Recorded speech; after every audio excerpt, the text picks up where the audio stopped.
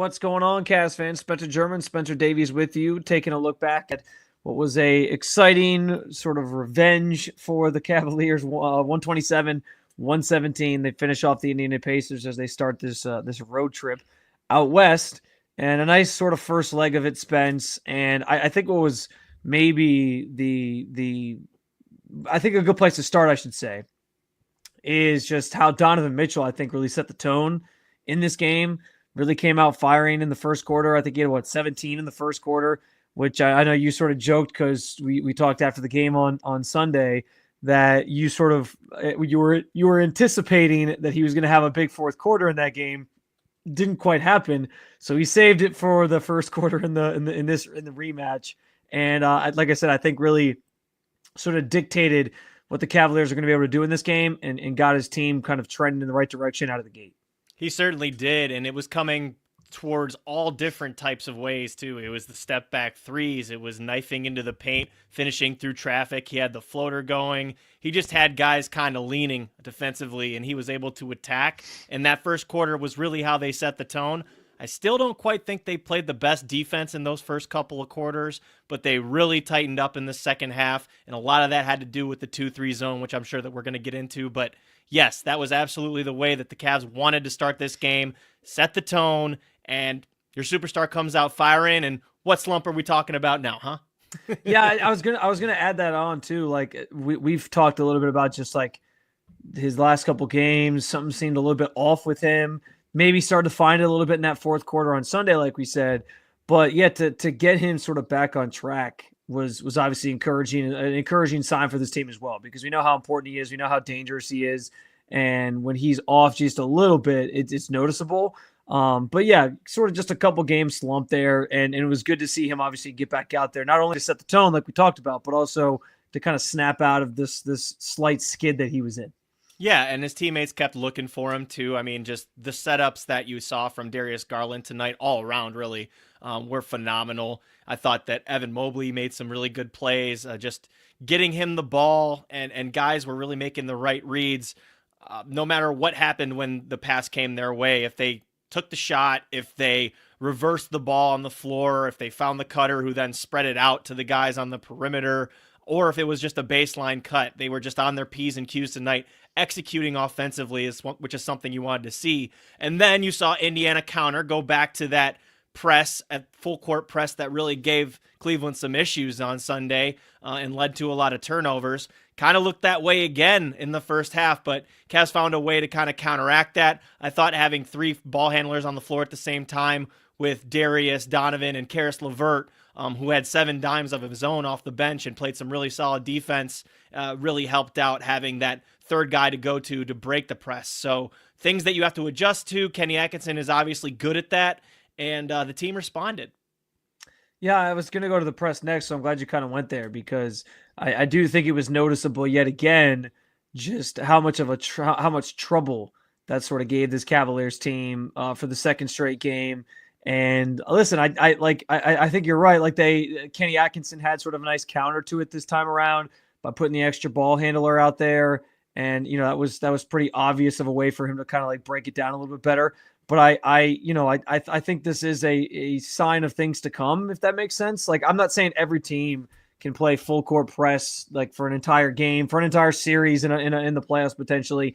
But I do think that the Pacers have kind of put this idea out there now that, like, hey, you do this, you can sort of slow the pace down of this Cavs team that really wants to get out in transition, that wants to get up and down the floor, that wants to start moving the ball around in the offensive zone. And you sort of like, tire them out a little bit. So it comes at a price. Like I said, not everybody is as conditioned or has the players to be able to pull that off. But I do think like I'm curious to see if this is something that the Cavaliers see, deeper and deeper into the season. And it's funny that you mentioned that it slows down their pace. I actually think it speeds up their minds a little bit, because they kind of were moving the ball around the way that they do, but also seemed kind of rushed when they were in the half court because they wanted to get buckets and get their actions going against a defense that wasn't quite set. And that's kind of their MO is just attacking when they have an advantage. This time around, like when the press comes, they're just kind of rushing a little bit when that happens. So maybe it's something to look at for them, and maybe, they've got to kind of get used to that when they play this team specifically. But I thought that they responded well. And again, the way that they were able to break it down and get past it in the second half was really impressive. Yeah. And I think, honestly, like, we look at Donovan Mitchell setting the tone, and yes, that was a big deal, going out scoring 19 in the first. But Evan Mobley going out and just taking over the entire third quarter and setting the tone for the second half in a quarter that the Cavs have had trouble with the last few games, giving up over 37 points in each of those, and coming out and setting the tone defensively, but also offensively from deep, attacking closeouts, and also just really using his frame to get inside, and array of dribble moves, all the footwork, and getting inside and finishing a couple of and ones. Did a really good job of imposing his will, I think, in that second half. Yeah, and what's interesting with Evan, I think just in general, this tonight I think really spoke to something that we sound like broken records at this point, Spence, with like a lot of the things that we're bringing up and saying, but the ability of this team to beat you in a number of different ways and with a number of different players. Like we said, it was Donovan in the first half, and then it was Mobley in the second half. Like the fact that they have different guys that can take over at different stages or different moments of the game is part of what makes them so dangerous. And yeah, like I think one of the maybe most encouraging things for Cavs fans over the last couple games is that the 3-point shot is just getting better and better. He was 3 for 5 against Toronto a couple games ago. And then obviously, like we alluded to tonight, he was 3 of 4 from 3 tonight. So he continues to take those with confidence. And if he's knocking those shots down at the clip he is, like, it's going to be something that teams have to continue to account for, and is only going to help the Cavs in the long run. And it's going to make other teams have to close out on him. It's going to make other teams have to decide between closing out on him. Well, and then he's been passing the ball so well too. That's like, once they close out on him, now Evan has like he's gaining that basketball knowledge and sort of seeing the floor better, where he's like, okay, they're stepping out on me. Now I can kick it inside to somebody who's cutting to the back. Like, it's been so fun to watch in real time him develop these parts of his game. But like, that's, we've seen him do that as well. So it all sort of plays off of each other. And yeah, the fact that they're falling for him is just going to be such a weapon for this team. And it works out too, because when he drives, then you have Jarrett Allen usually in the dunker spot, or you're going to find him in the roll and look over the top, big to big. That stuff has always worked in the past for the Cavs because they just have so much size on the interior. And Jarrett plays off of that well, and Jarrett also is looking for Evan too, in the inverse. So there's just so many different things you can do with Evan Mobley, being able to play like a guard, play like a forward, and play like a center. So that's what's so dangerous about Evan Mobley. But I think we also have to shout out the Cavs bench came to play tonight. I brought up Karis LeVert earlier. He had 7 points, but also 7 dimes, played really good defense. Max Strus, who everybody got on Sunday for not making shots and turning the ball over, he was excellent tonight. I think he had 12 or 13 points off the bench, made 3 or 4 threes. George Niang was good. So they came to play, and they were big time. And then, you look at Darius Garland, and even fighting through, it looked like he hit his knee hard on the floor at some point there in the second half, and he was favoring it. Steven Spiro, the Cavs trainer, was working on it on the bench, as they showed on the broadcast on TNT. Looked like he was kind of frustrated, honestly, on the bench, but he ended up coming back in. First thing he did was break down a defender and get inside for a really nice floater. He had a couple that were just right through traffic today. The footwork to get guys in the air and go up and under to finish off the glass, just tremendous. Brings it on the defensive end, and then most importantly, being the point guard that this team has seen all season long, setting guys up. The table setting has just been phenomenal. Some of these passes, like when he drives and turns the corner and just whips one out to the wing for 3, or if he's shoveling a pass, one of them, he had too much sauce on for Max Strus cutting baseline that Strus couldn't even get his palms on it. But it's just been so terrific to see Darius Garland playing with the shake and the sizzle that he's had all year long. And that's just goes again to show how many weapons that the Cavs have and why they're so hard to guard. One thing we definitely got to talk about, because we harped on it so much the other night, and really that they had sort of put together 3 straight games of giving up I think it was 43 points in the third quarter against the Thunder, 42 points against the Raptors, and then the 37 points against the Pacers on Sunday. They made a point in making sure that in that third quarter, they came out focused, they came out ready to go, that the defense was going to be playing at a high level. You alluded to it earlier, but part of that was the switch up to playing a little bit more zone defense. Just what did you sort of notice in the way that the Cavs approached that third quarter in trying to sort of stamp out something that's been an issue for them in their more recent games? Well, it dares you to shoot, but it's not just shooting from beyond the arc. It's also daring you to get beat from the middle. And what happens is if they start missing shots on the outside, then they're going to get it to the middle of the zone, and you just have to find the spots and how to kind of find those gaps against the zone.